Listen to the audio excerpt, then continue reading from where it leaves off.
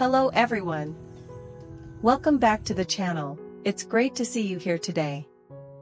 We continue our series about LyTuDiep and James, a journey filled with tears, loyalty, and life or death choices. In the previous episode, we witnessed James throw himself into a dangerous rescue mission when CEO Hùng was kidnapped and held by human traffickers in Cambodia. Every step he took was a gamble with his own life, and there was no way James could just stand by and watch his friends suffer. And in today's video, we'll follow the next chapter of this journey, where the line between life and death is as thin as a strand of hair. So sit down, take a deep breath, and join me as we uncover what awaits them ahead. The next day, James went to his father's house. The morning was dull and heavy, a faint breeze brushing across the yard, but it did nothing to ease the weight pressing on his shoulders. When he stepped into the living room, he saw his father sitting upright on the wooden chair, back straight, ice cold as ice. Just one glance was enough. The old man had already guessed why James came. James didn't have time for small talk. He stood firm, his voice low but steady. "I need to borrow money, to save Hùng. The traffickers are demanding $10,000. His father showed no surprise. No raised brows, no shift in expression. He simply folded his arms, studying his son with that familiar look, the look of a man who always placed logic above everything else. "I'll lend you the money." He paused for a moment, then spoke clearly, each word sharp as a blade. "But in return, you come back to the company. And you end things with Diep and little me." The air in the room froze. The words hit James like a stone dropping straight into his chest. He stood still, unable to say anything for a few seconds. It felt like the entire room had fallen into a deep pit of silence, with only his own tense breathing echoing back at him. James lowered his head, taking a slow breath to steady himself. "I can't leave Diep and me. I'll think about it, and give you an answer." His voice dropped, heavy, tired, carrying a bitterness he tried hard to hide. When he stepped out of the house, every footstep felt heavier, as if gravity itself had doubled.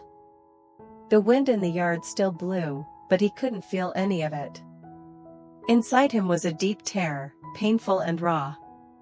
On one side were Diep and little me, the family he was fighting to protect with everything he had. On the other was Hùng life, a friend he could never abandon, not even for a second.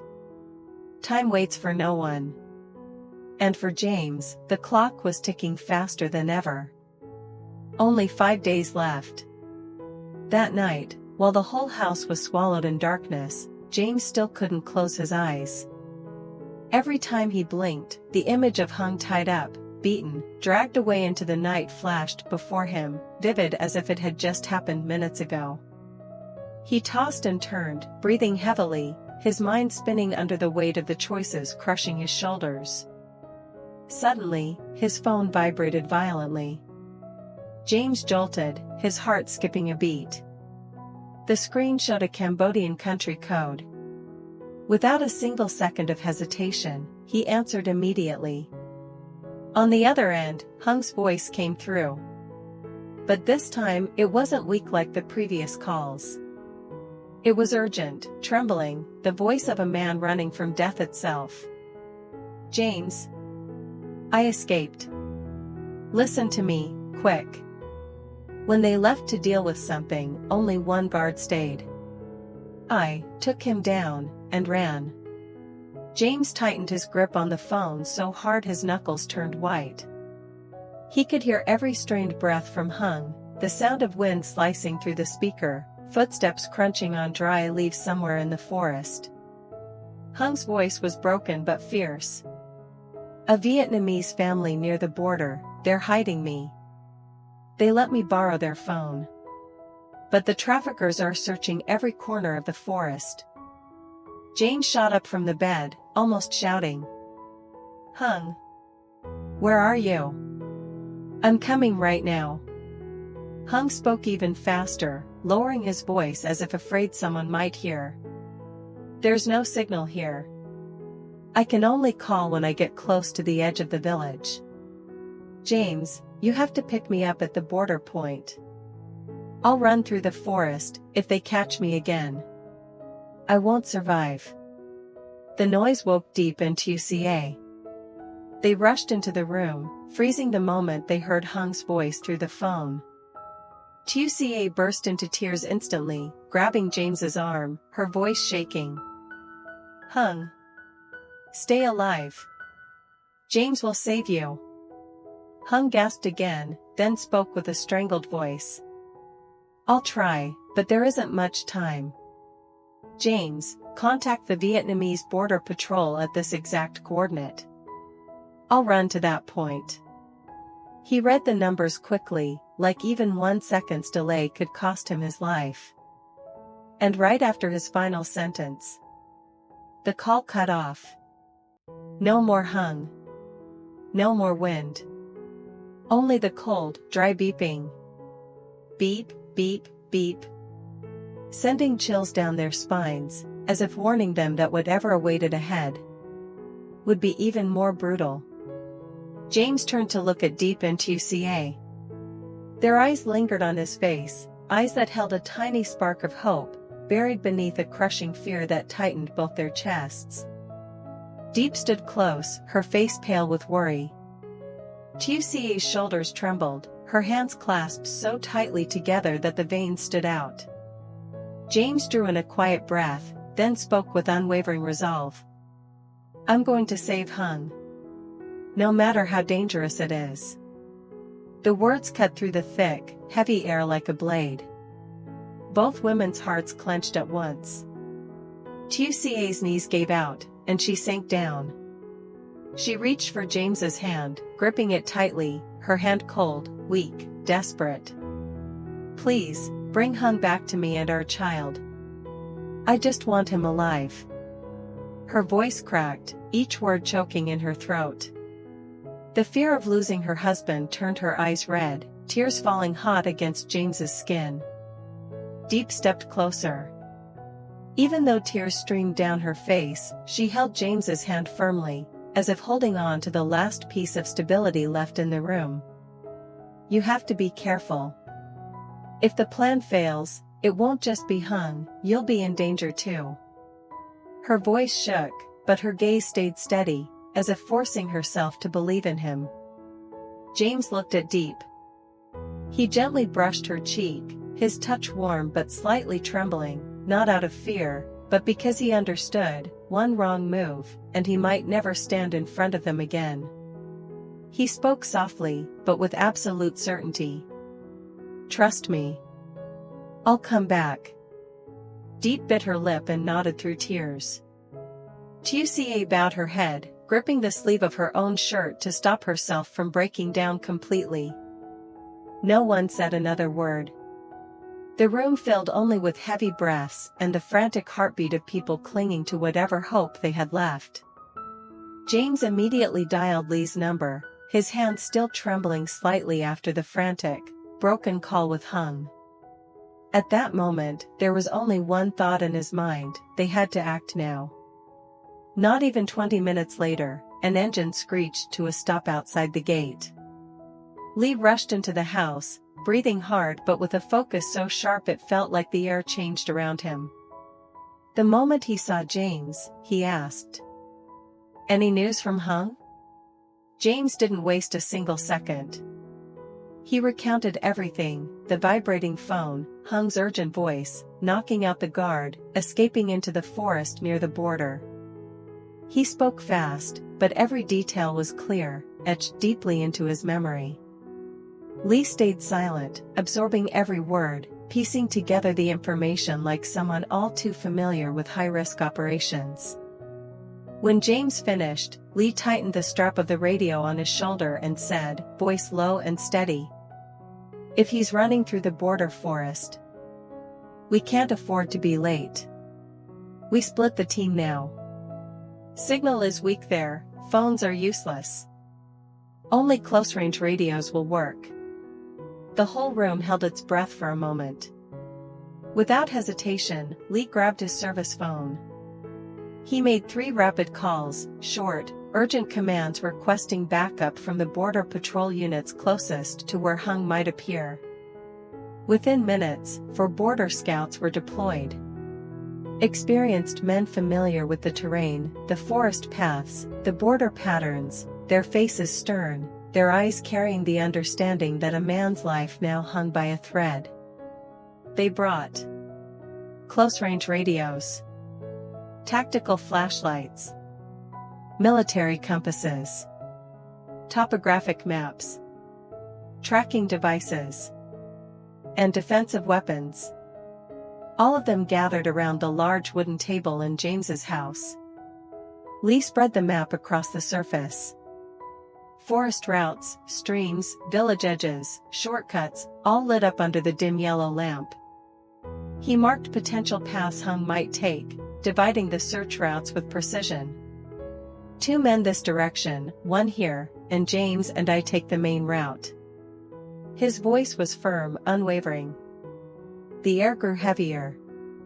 Only the sound of pen scratching across paper and the ticking of the clock remained, each tick echoing like a countdown to life or death.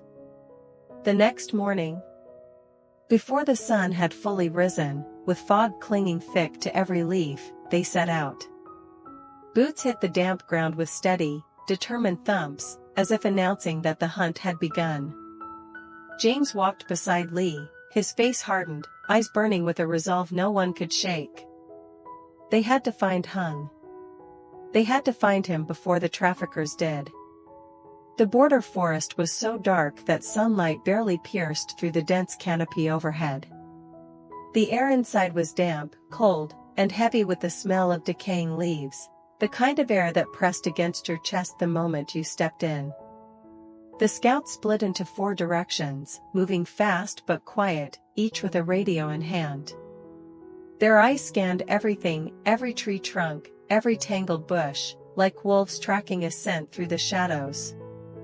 James stayed close to Lee, his heart pounding with every step. As he ran, he kept calling Hung's name in his mind, praying that just a few more minutes, and they would find him.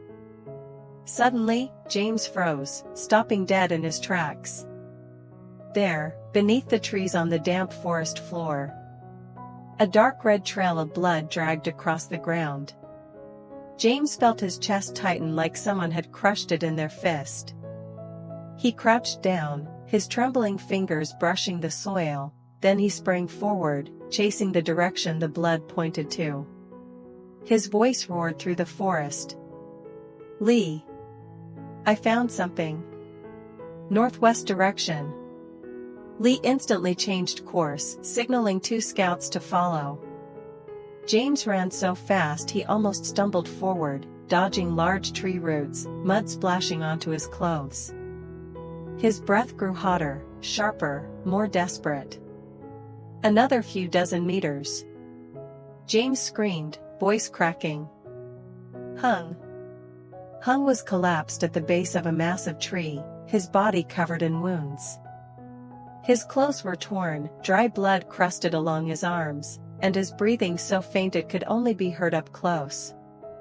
James fell to his knees, hands shaking violently as he lifted his friend. "Hung! It's me. I'm here. Can you hear me?" Hung's eyelids fluttered open, heavy, exhausted. A weak, fragile smile formed on his lips, fading as it appeared. "James. You really came." His voice was barely a whisper, but it hit James straight in the throat, choking him with emotion. Lee and the 2 scouts rushed over. One pulled out a medical kit, another unfolded an emergency blanket behind Hung's back. They wrapped bandages around the still bleeding wounds, checked his breathing, took his pulse, doing everything they could to keep him conscious. But then, deep in the silent forest, a strange sound echoed. The air tightened instantly, stretched thin like a wire about to snap. That sound tore through the forest, a forest so quiet moments ago it felt suffocating. Lee and James whipped around, their hearts nearly stopping. The traffickers. They had tracked the trail. They were here, and only a few dozen meters away. James and Lee didn't exchange a single word, they didn't need to. Both gestured at the same time. Get down. Everyone down, now. They pulled Hung into the damp leaves, covering him with their arms, trying to keep him as still as possible. In that instant, the forest shook with heavy footsteps crushing dry leaves. Curses echoed through the dark. Sharp beams of flashlights sliced through bushes, rocks, tree trunks. They were close. So close James could hear one of them breathing, loud, rough, angry. One of them shouted, "There's blood!" He ran this way. Move. James clenched his fists, sweat beading on his forehead despite the cold night air. He leaned close to Hung, whispering in a choked voice. "Stay quiet, please, not a sound." Hung closed his eyes, forcing himself to hold his breath even as pain made his whole body tremble. But blood from his wounds kept dripping, drop by drop, onto the leaves beneath him. The thin, dark trail led straight to where they were hiding. A flashlight swept closer. One of the traffickers crouched down, his eyes locked onto the trail of blood. He started walking toward them, finger pointing directly at the shrub they were under. Just a few more seconds, and they would be found. James held his breath, fingers digging into the soil so hard they nearly bled. But then, beep, beep, beep. A sharp alarm blared from somewhere deeper in the forest, slicing through the tension like a blade. One of Lee's scouts had triggered the decoy signal. The traffickers jerked in shock. What was that?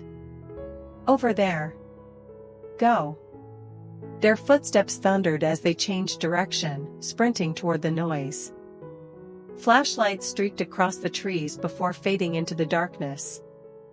James finally exhaled, a shaky, desperate breath he hadn't realized he'd been holding. Lee leaned close and whispered, "Move. Now. Before they circle back." Without hesitation, James lifted Hung, hoisting him onto his back. Despite the weight, despite the blood soaking through his clothes, James held on with every ounce of strength he had left. He tightened his grip under Hung's legs and charged through the thick undergrowth, running toward the border as if the lives of all three men hung from every step he took. And finally, after hours pushing through the endless forest, where sunlight barely slipped through the thick canopy, after cutting through razor-sharp bushes, tripping over twisted roots that tore at their clothes, after every step sank deep into mud until James's legs burned like they were being ripped open, they saw it. The final trail. James nearly collapsed the moment his feet touched the flat ground. His back felt like it was splitting in two from carrying Hung all that way. His breaths were heavy, his heartbeat violently pounding against his ribs. But when his eyes caught the metal sign gleaming under the first light of dawn, he froze. Vietnam border area. The bold letters struck straight into his chest. A surge of relief crashed over him so hard that James almost broke down right there. All the fear, pressure, panic, the bone-piercing cold of the Cambodian forest felt like they were lifted from his shoulders in a single instant. On James's back, Hung suddenly started crying. His sobs were weak, shaking, but they were the cries of a man who had just escaped death. Hot tears fell onto James's shoulder, each drop heavy with the weight of a miracle. He lived. He truly set foot on home soil again. James lowered his head, biting his lip to hold back his own sobs. Hung's body trembled with every breath, and it tightened something deep inside James, pain, grief, and an overwhelming gratitude that his friend never gave up. Ahead, not far from the trail, Lythieuca stood waiting. The scouts had informed her, so she rushed there before sunrise, standing in the cold fog with her hands pressed to her chest trying to stay calm. But in truth, every second felt like another blade slicing into her heart. Her eyes were glued to the forest path, her heartbeat so loud she nearly lost her balance. She waited.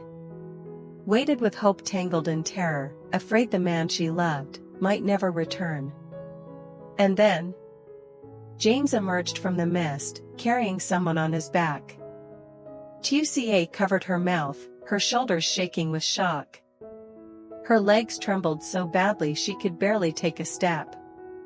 But when she realized that person was Hùng, her whole body lunged forward, pulled by the strongest instinct she'd ever felt.